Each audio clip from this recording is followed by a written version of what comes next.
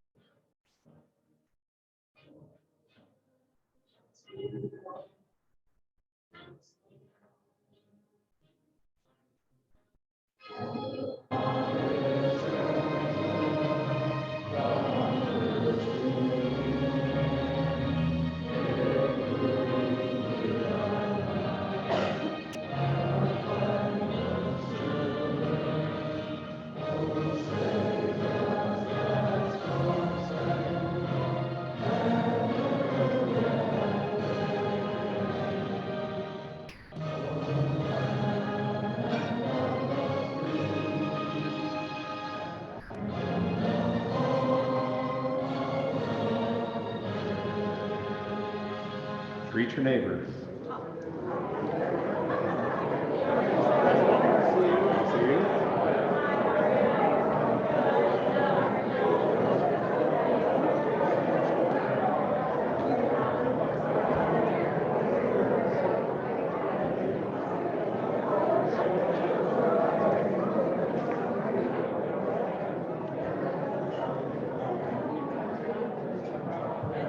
Our invocation today will be given by Lee King. Thank you, President Terry. Let's bow our heads.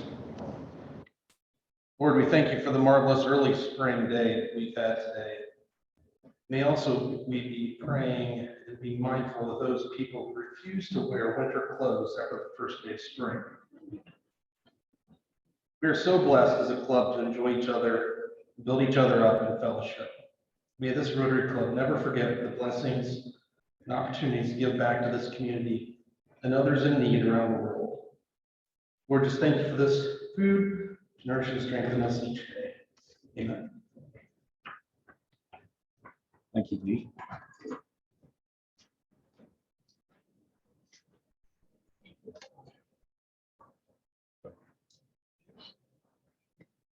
Welcome back, everybody.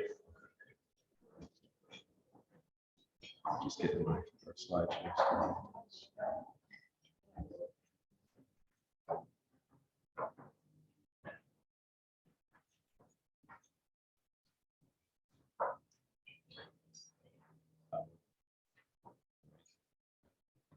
Technical difficulties. Greg, this will be you next year.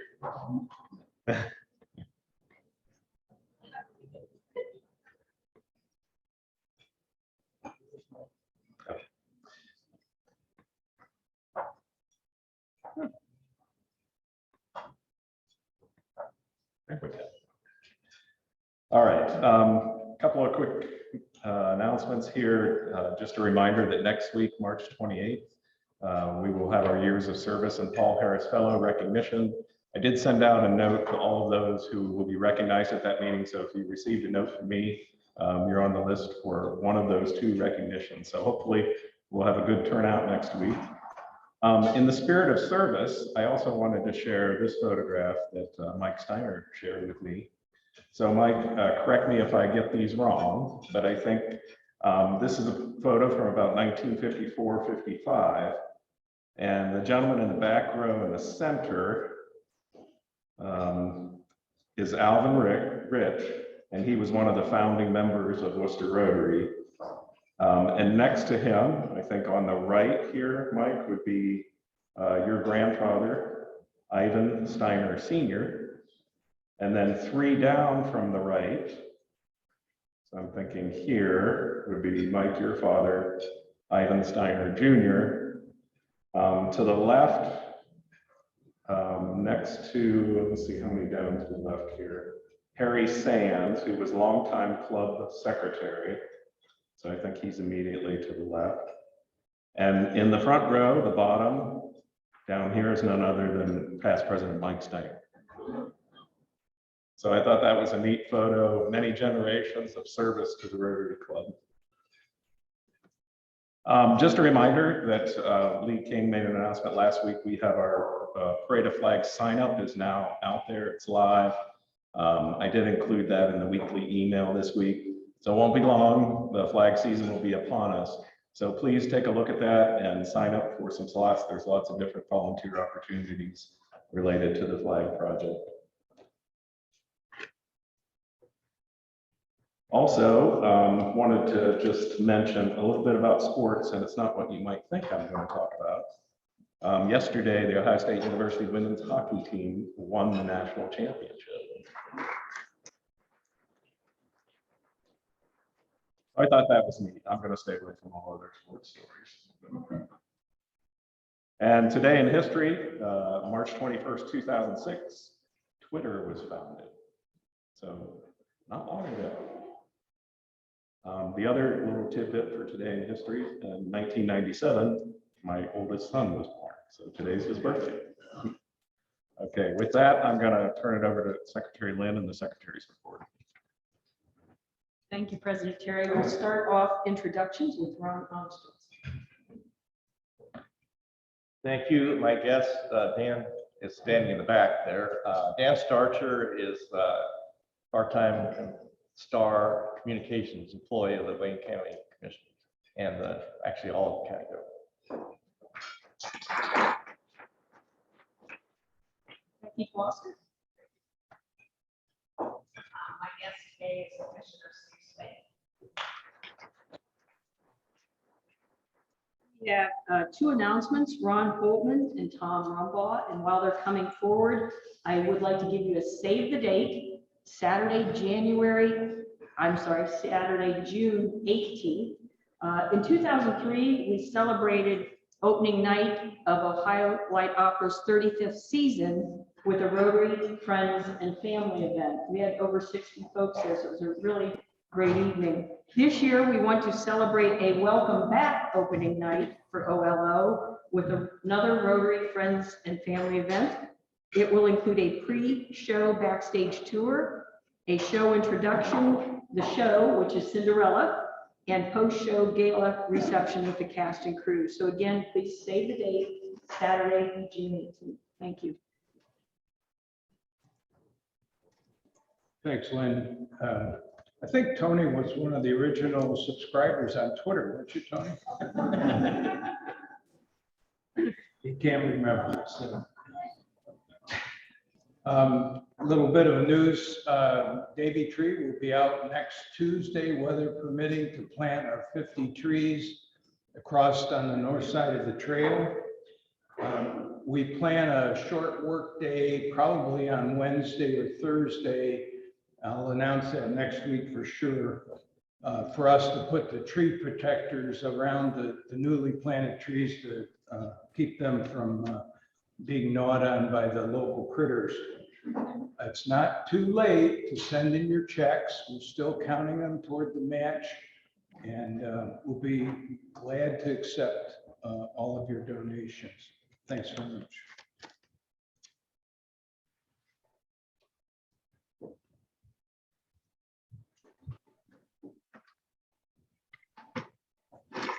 Okay, flag maintenance, surprise, surprise. Last week, we had a good group that came out to the flag building on Wednesday, made a lot of progress, and strangely enough, there's still a bunch of flags to be gone through. Our next flag maintenance day is this Saturday. We thought we'd try Saturday hours, see how that went. And so Saturday, March 26th, 9 to 12. I will be there. Feel free to come for the entire time or part of that time. And we're making, like I said, we're making progress, and we're almost at the finish line. So thank you. All right, thank you, Tom. Ron? Okay, moving forward in the program today, I'm going to ask Melanie Garcia to come up to the podium. Melanie is not new to many of us, but a new member of Rotary, and she's going to give us our classification talk. Thank you.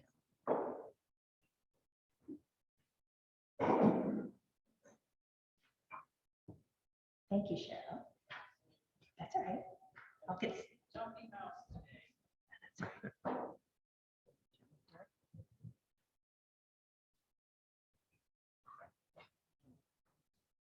get started while she's working on it. Thank you.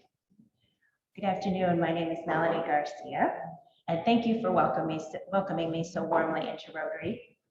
I want to tell you a little bit about myself, my career path, and my new position as the Executive Director of Wayne County Community Foundation. Here's a little bit about my story in a nutshell. I'm a native of Orville, graduated from Orville High School, went on to Miami University, and you see a little picture in there that interrupts my educational photos. During my junior year of college, I studied abroad in Luxembourg, and while I was there, I went on a spring break trip to Greece. And that's where I met the gentleman in the suit in the next picture. My husband and I met on a spring break trip to Greece and dated for several years from different countries to different states to finally ending up in the same zip code and getting married. We then went on to Ashland University where we both got our MBAs. We're working full time. And we have two lovely children. My son Mason, our son Mason, is a sophomore at Ohio State, clearly having a good time and making up for some COVID-related delays in his education. My daughter, our daughter, Sophie, is a senior at Worcester High School, soon to be going on to the University of Cincinnati to the College of Nursing. I love to travel, as evidenced by the story of how I met my husband. I love chocolate, and I love anything in, on, or around the water. My career path has been a meandering path, but I've loved every step of the way. I started in the corporate world in Chicago, working for a motivational products company called Successories. And there I worked in the international and new product development departments. After a year, I was promoted into the operations side of mergers, acquisitions, and strategic alliances with companies like Franklin Covey and McDonald's. Our market was international. We covered the whole world. And that was really glamorous and exciting, but I got homesick for Wayne County. And I moved back home to work for a small family-owned company, a privately held manufacturing company, where, as those of you who own small businesses know, you do a little bit of everything. So I did accounting and HR and operations and customer service and sales and marketing. Our market was the whole USA. So that was interesting, but stressful. And my job required a lot of travel. And at that time, my husband had just quit his job to start his financial advising company. We had two young kids, and my mother was dying of breast cancer. So I needed to find a job that was a lot less stressful and had a whole lot less travel and more flexibility. I found that at The Ohio State University here in Worcester in the Business Training and Educational Services Department. Our market was all of Ohio, and I can best describe my job as consultative sales. So I helped companies identify some business challenges that they might be having and then develop training solutions to help solve those problems. I truly loved that job, and I enjoyed working with past Rotary President Kim Sayers. But after 13 years and a pandemic, an opportunity came along that presented itself, and the time was right for a change. So now if you think of your career as a bingo card, mine was filling up with all the different types of organizations you could possibly work for. Big public company, check. Small privately owned company, check. Higher ed, check. What was missing? Nonprofit, why not? So a few months ago, I ventured into the nonprofit world as the executive director of the Wayne County Community Foundation. Bingo. But not to mix metaphors, it was both bingo and bullseye. Here's why. I realized that the more local my work, the more satisfying it was. International work was exciting, but I never really got to see the results of my efforts because they were half a world away. I realized that the closer to home my market was, the more I can see the long-term results and the happier I am. And nothing is more local than the Wayne County Community Foundation. So raise your hand if you know what the Community Foundation does. Good, okay. As I told people that I had accepted this job, I had a lot of people my age, older, younger, say, I don't really know what the foundation does. And I was surprised to hear that. So I came up with a really simple explanation. Give, grow, grant. It's 3 words, all action verbs. I'll start with G's, makes it easy to remember. So give. Generous people in our community like you donate money to the foundation. For example, by establishing a scholarship fund in memory of a loved one, or by contributing to a general fund for the betterment of the community. Grow. We invest that money to help generate more money. And then we grant or give away that money in the form of scholarships or funds for nonprofit organizations in our community to continue their good work or expand their good work.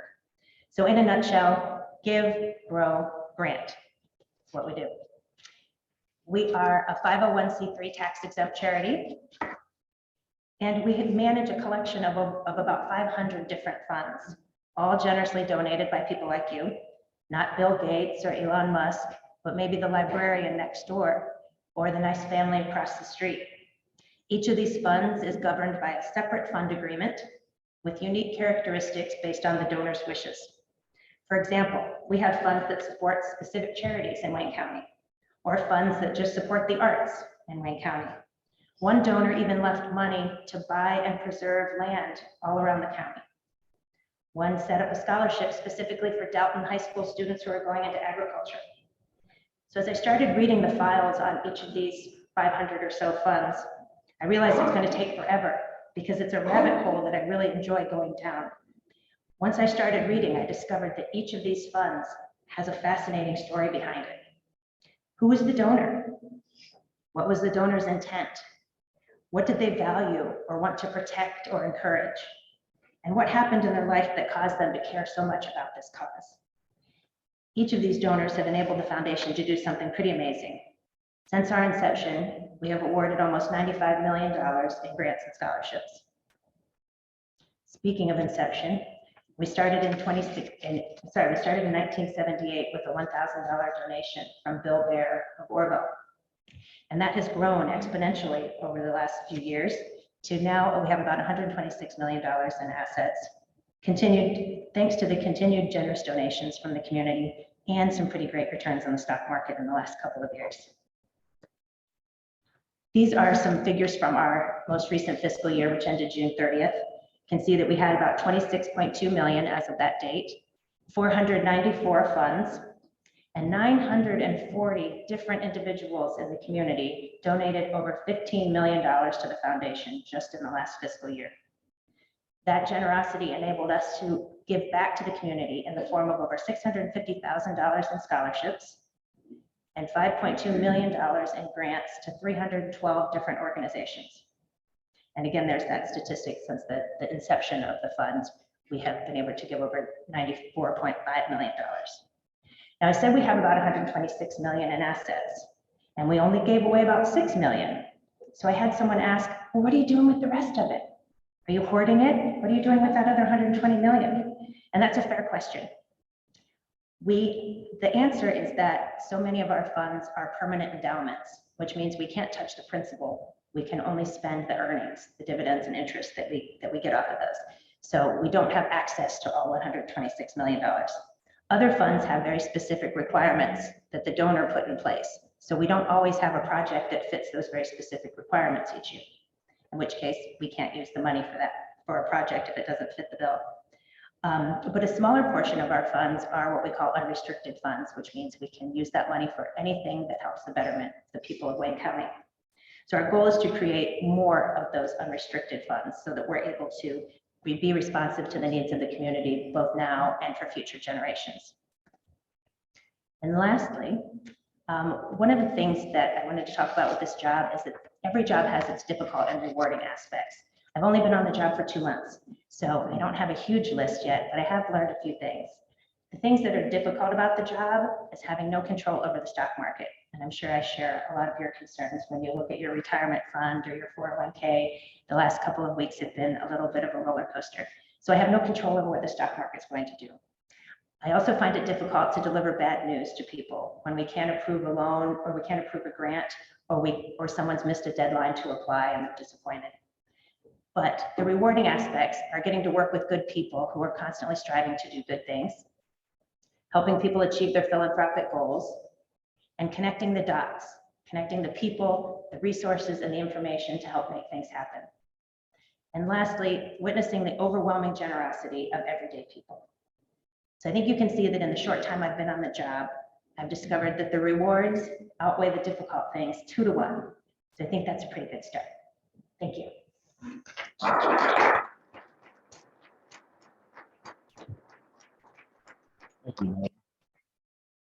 With that, I'm going to turn it over to Ron Ramsutz to introduce today's speaker.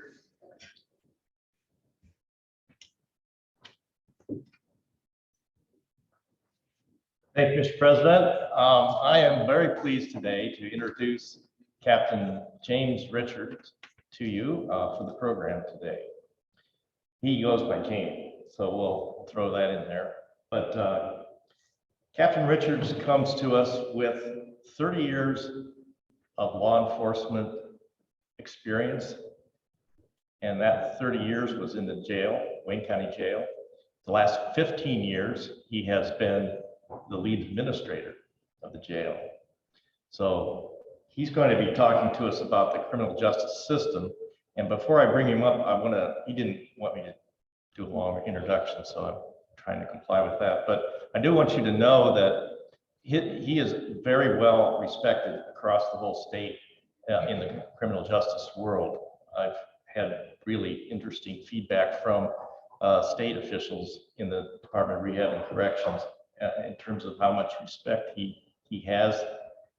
Furthermore, he's been a leader of a pretty large group that's been around in this county for quite a while called the Community Corrections Planning Board. It's right now it's 25 members, stakeholders, everything from mayors to judges. The commissioners are on it, but there's other stakeholders like 180 and other providers that have a direct involvement in the jail. And he's going to talk a lot about that today. So I wanted to just give you that little spoiler alert on what he's going to be talking about in his presentation here.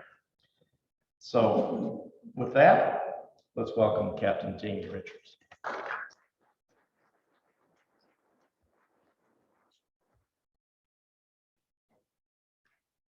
Thank you, Commissioner Armstead, for that introduction. Puts the pressure on. Now I feel like I have to do a good job up here, so we'll see how that goes. I normally don't do a whole lot of public speaking, so we'll bear with me here. I also want to thank the Worcester Rotary Club for having me here tonight or today to talk about the Worcester Community Corrections Board, and we'll start with that. So what is the Worcester Community Corrections Board? It's made up of probably right around 25 individuals, from courts, personnel to law enforcement, probation officers, commissioners are on the board, mental health and addiction service providers, and the community. This board has existed for some time, and what do? They coordinate, they collaborate, they coordinate, discuss issues in community corrections, and then collaborate to come up with a resolution for problems that are going on. Some of the other things that we do on the board is, this board exists because of the state of Ohio as it's established in the Ohio Revised Code that it has to exist. For instance, the Come Please Probation Department runs off of grant money, operational costs and things like that. And this board has to exist and able for them to receive those funds. Same thing with the home arrest department with the municipal court. Again, I have to write a letter each year talking about the existence of this board and what we do so that they're able to receive those operational funds. Some of the other things that this board does, there's been a stepping up initiative in the state of Ohio. The commission made a resolution that the reporting out will happen with this board.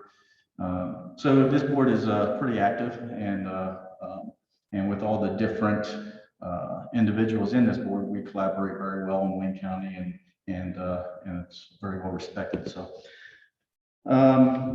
back in 2020, the commissioners asked the board to lead a system-wide planning process.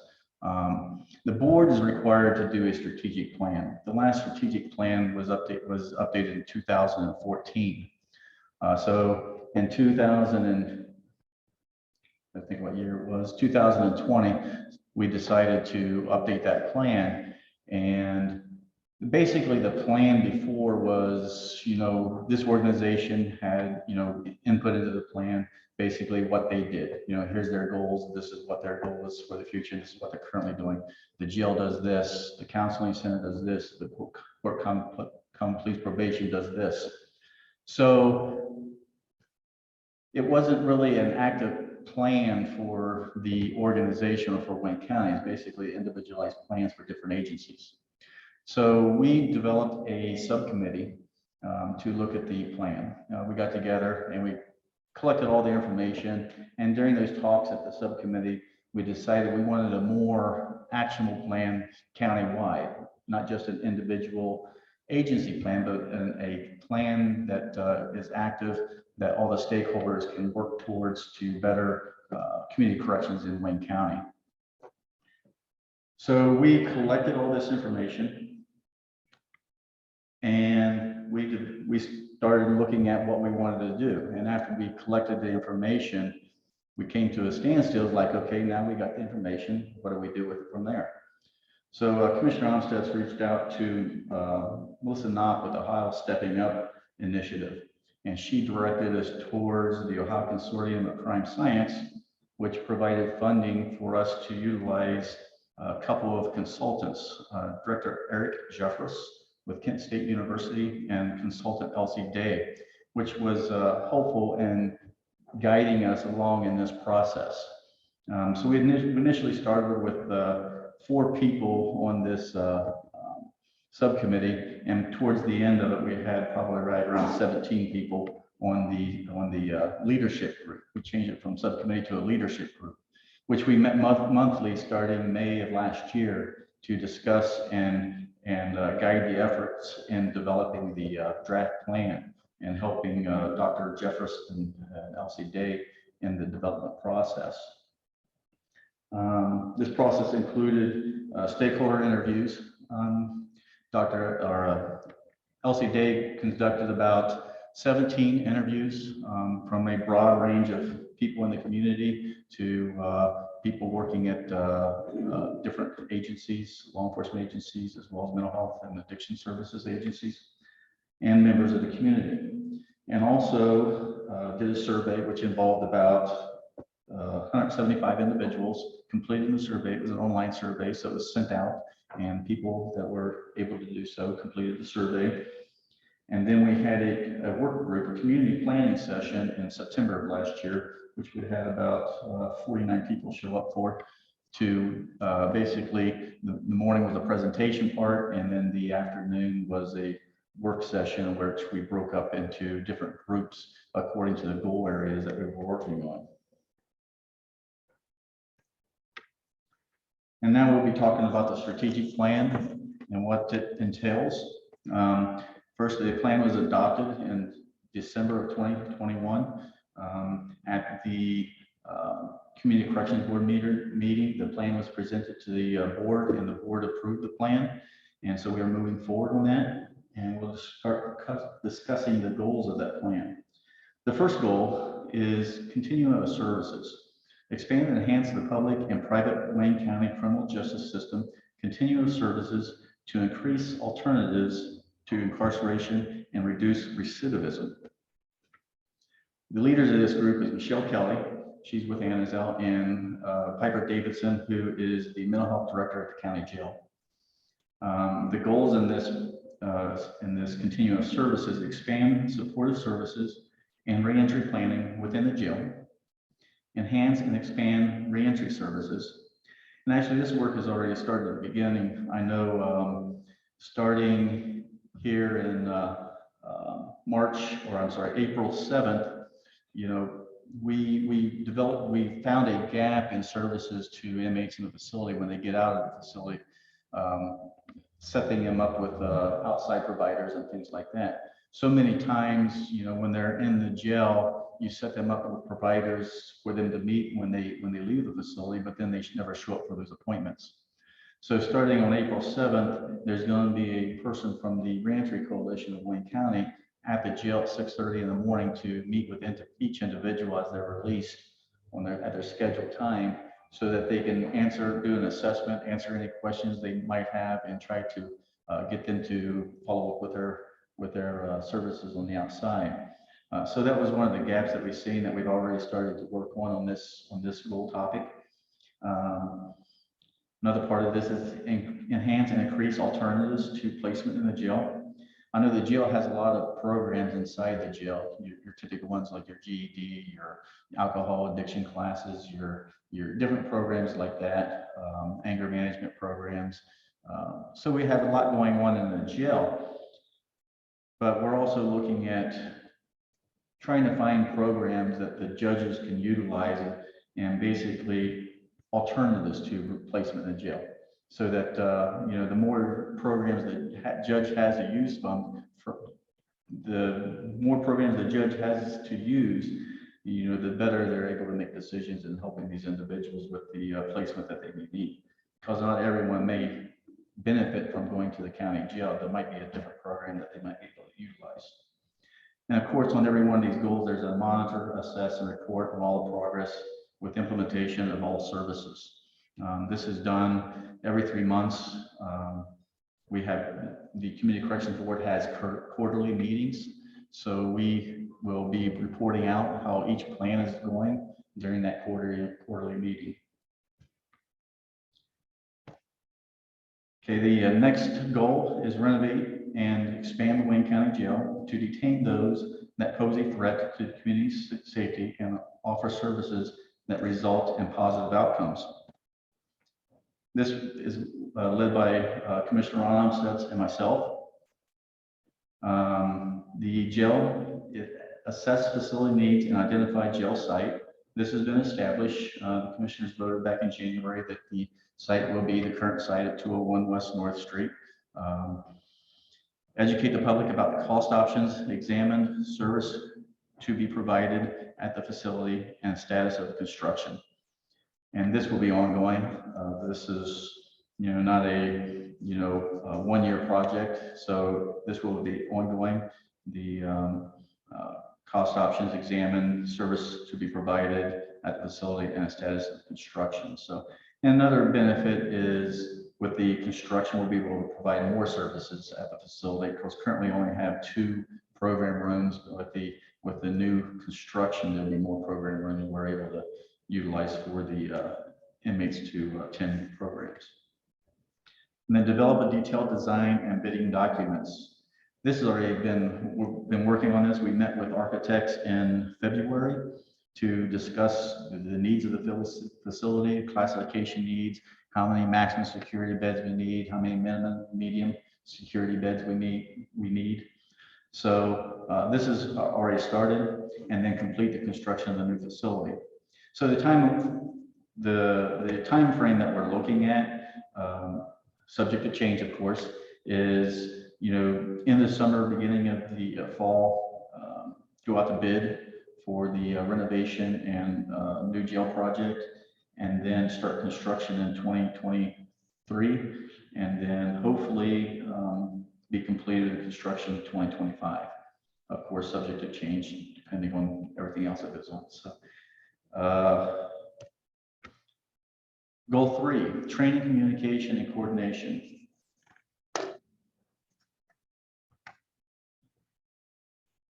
Improve training, communications, and coordinate among the Wayne County public and private criminal justice system agencies.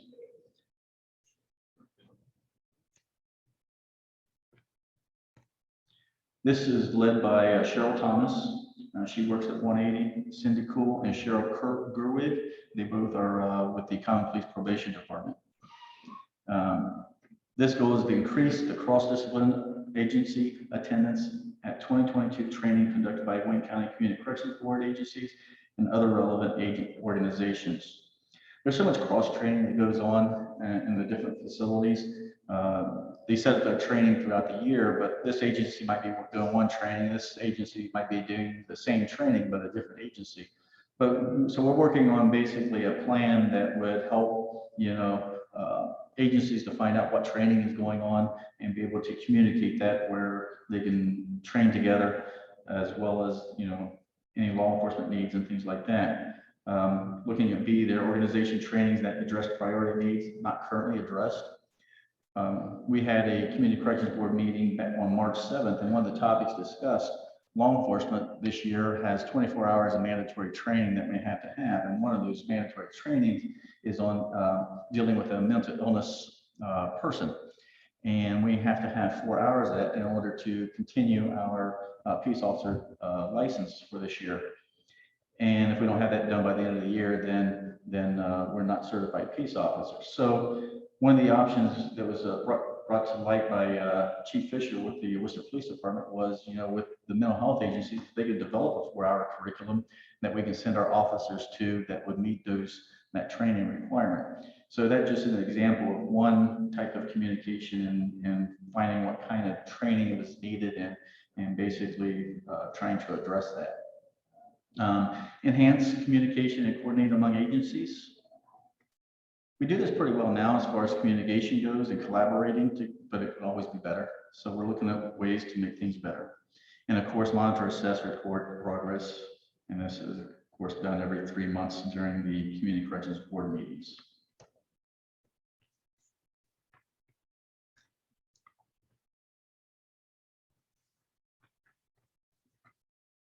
Goal 4 is data collection and evaluation. This is developing a systems-wide data collection, reporting, evaluation, and research to inform and guide the provision of criminal justice services in Wayne County. The goal leaders of this here, first one is Dr. Ann Nurse. She's a professor of sociology at the College of Worcester, and Worcester Municipal Court Judge Timothy Van Sickle. On this objective, the goals to develop a system-wide data inventory that is searchable and shareable, and conduct evaluations to determine which services individuals are receiving, the specific interventions, and the effect of those interventions. One of the things that we're doing at the county jail, we're looking at our jail management system. So we're looking at different programs because our current jail management system, we can't retrieve a lot of data out of it. We input a lot of data into it, but we can't get the information back out of it. Just as something as simple as how many people that have been in the military come to the jail, or who are veterans, or how many people that come to the jail are homeless. It's hard to get that information back out of it without just manually doing it. So we're looking at different systems where we can pull data out of it. Checking on recidivism rates in the county jail, how many people are reoffending and coming back into the facility. So we're looking at systems that would be able to get us that information so that we can share it with the community. And that's one thing that they're looking at too, as far as the other agencies, on a shareable data drive where we can share information and be able to use that, whether it be just information that is this program working? What's the success rate of this program? Do we want to implement that program over here? That type of thing. So this one's a little bit hard to accomplish as far as, because everyone has different data systems. So we're working through this. And another thing that we talked about was, do we want to talk about individual clients, but then of course there arises concerns about privacy issues and sharing client information from one agency to another. So that's something that has to be looked at and go from there. Goal number 5 is inform and engage the community. Inform the broader community about the Wayne County criminal justice system in order to increase engagement and support.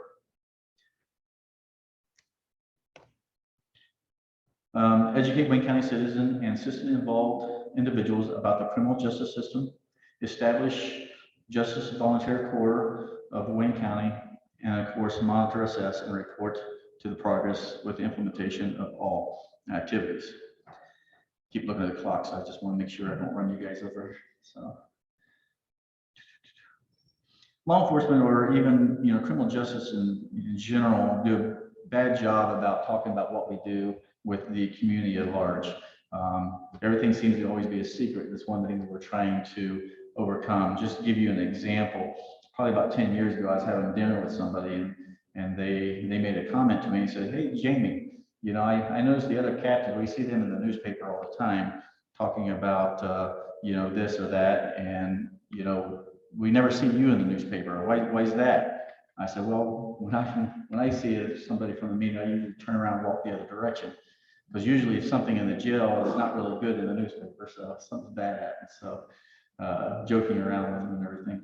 But I say that jokingly, but, in a sense, that's true that we've always been very poor with articulating what we do in the justice system overall. So we're trying to change that and come up with a better way to communicate with the citizens, like, things like this here today.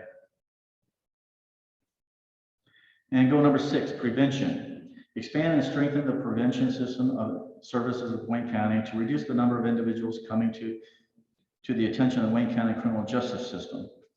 This group is led by Sarah Reed, who's the Executive Director of OCADO, and Heather Warner, who's OCADO Director of Operations. The purpose of this one is to increase documentation of services and activities to Wayne County in order to identify gaps or areas where increased services would aid the prevention, and implement programs that identify as priority gaps. Prevention, there's so many different programs out there right now. So we didn't want to start from scratch that. So we want to first identify what's out there. What's this church doing? What's this, school doing? What's this law enforcement agency doing? What's this mental health addiction service facility doing? What's children's services doing?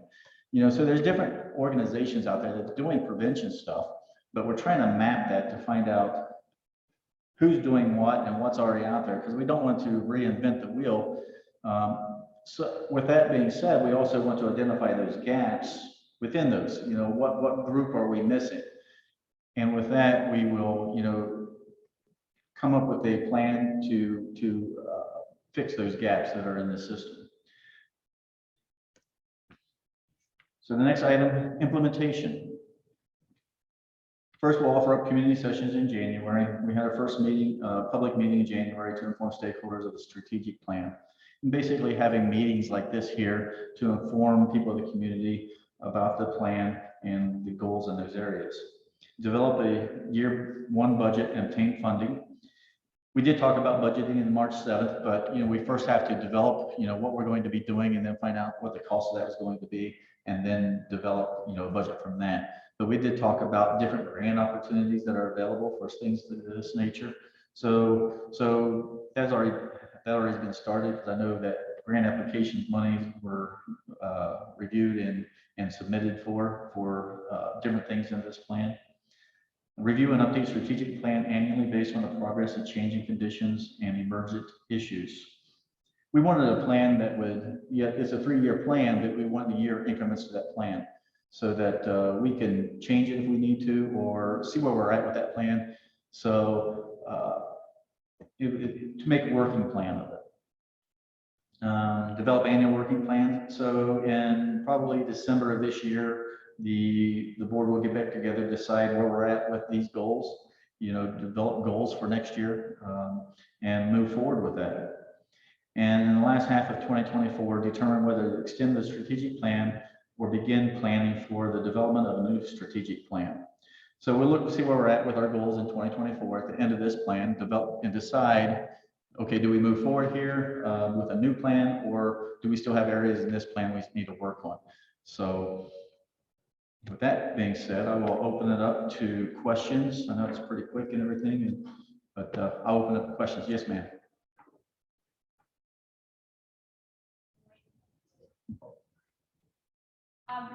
One, of course, of the things that we read was your desire to expand or renovate and improve the jail. Mm-hmm. This not your first rodeo, that's something that's been around for a long time. Right. What is your number one issue at the jail that relates specifically to the facility as opposed to the program?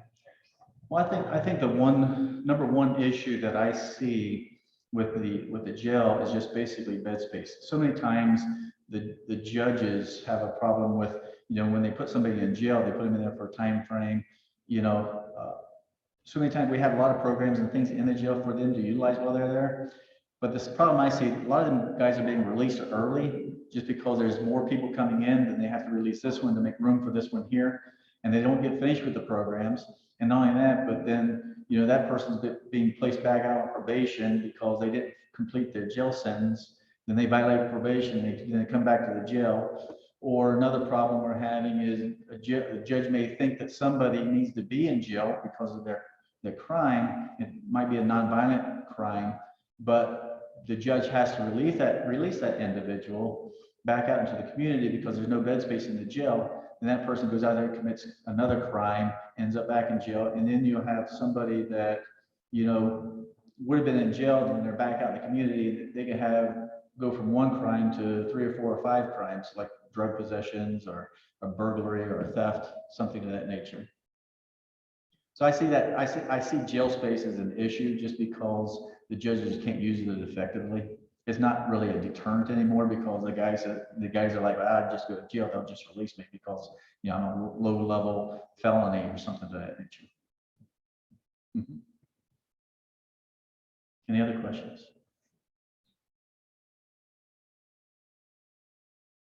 And she just rise for one. There's several other reasons, but okay, if there's no other questions, I'll turn it back to you. Thank you, appreciate it. Thank you, Captain.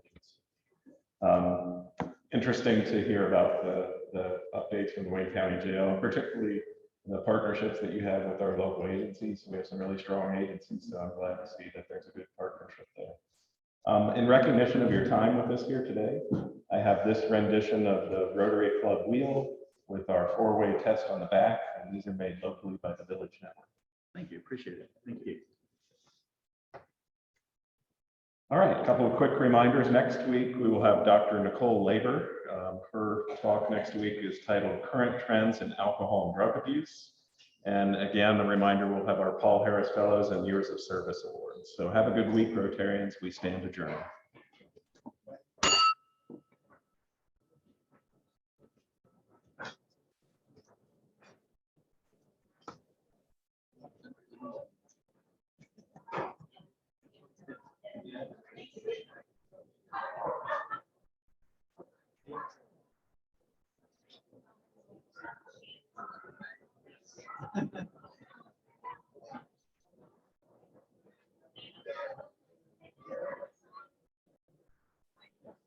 Hello, is anybody still on? Hello? President Terry? Hello?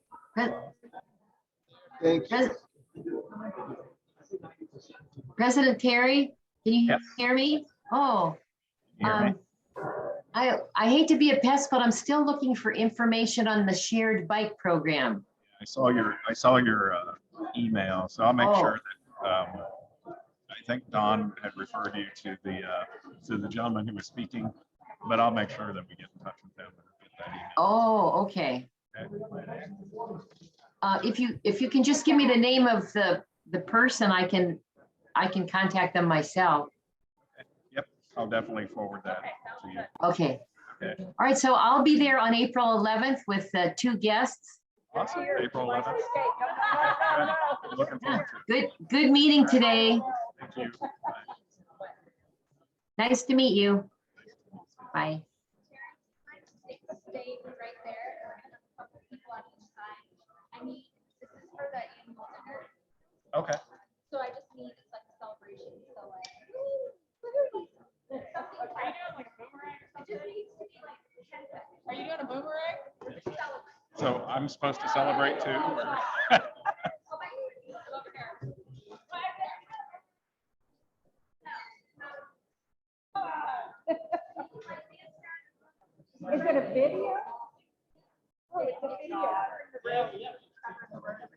We have to celebrate. All right.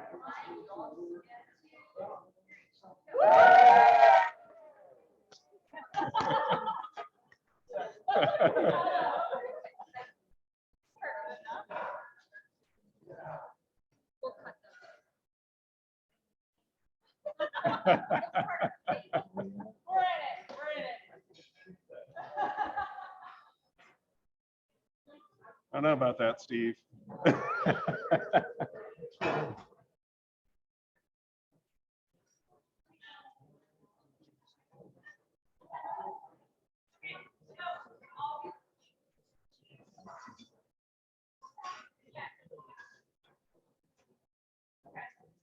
Yeah. Yeah. I noticed too from up here.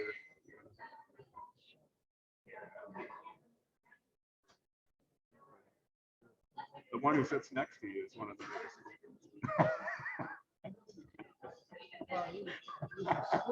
Yeah. I noticed that today too.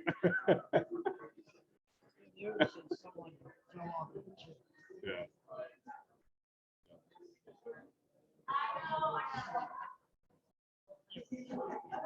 Understand, yeah. Yes. Yeah. Put yourself out of the way. Stop share screen. Yeah, it's definitely smoother here. Yeah. It was really dirty. And I was trying to think, Greg was telling us about the F5 key, Yeah. and I was gonna try that, and then I was afraid, well, I never tested that, like, the whole thing will shut down. Because he's like, last week, he's like, just hit, I forget if he just said F5 or Control F5.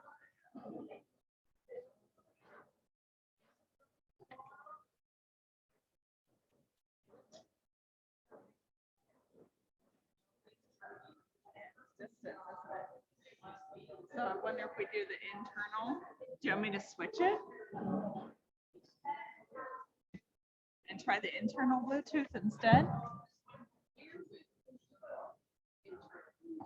I don't know how that works. I don't think it matters. I'm just thinking of like some of our stuff that comes like that. You can. Okay.